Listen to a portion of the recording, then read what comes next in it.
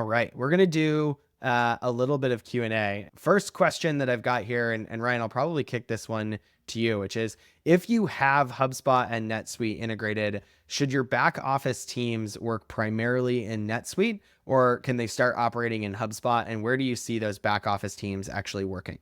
Yeah, that's a great question. I think a lot of it is dependent on how your organization works. What we find is that the NetSuite back office side works really well for supply chain and finance and accounting. But there are certain functions around the CRM where those responsibilities and roles can be shared, meaning that if it's someone in customer service, they don't necessarily need to work out of the NetSuite back office. They might be able to actually leverage HubSpot through the automations, the notifications, and also looking at, the general account history of the customer there. And that's why the integration is essential and so powerful, is that it does allow you as a business to make that decision. Would you rather have your team members logging into HubSpot, or would you rather, pay licenses fees on the NetSuite side? But the restrictions are, I think, a lot larger when you come to the NetSuite side, because you have to make sure that customer service reps don't have access to certain inventory numbers or certain finance numbers. So the platform in itself might have a little bit more sensitive data on the ERP side.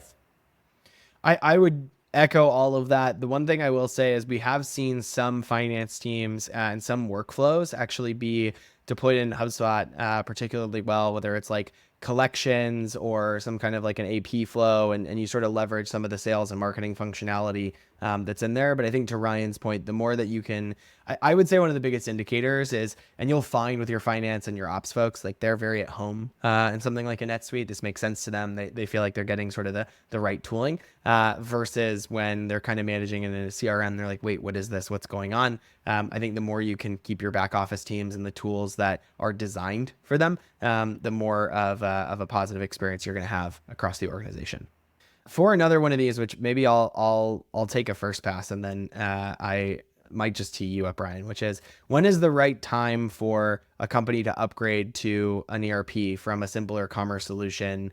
You already talked about QuickBooks, but like a Stripe or a Commerce Hub and HubSpot payments and maybe some of those more basic functions. I think I'll sort of speak from what we've seen, which is really the biggest indicator to us is when we start having less sort of, how do I enable commerce with my customer conversations, and more accounting and FP&A and some of these other components that start to outstrip what some of those tools kind of are capable of. And you start to see that you need more of that function. I think at the top end, Ryan, you had talked about like when you build a department, when you have a team for that, what's sort of the indicator on your side of, hey, you really might want to start looking to ERP?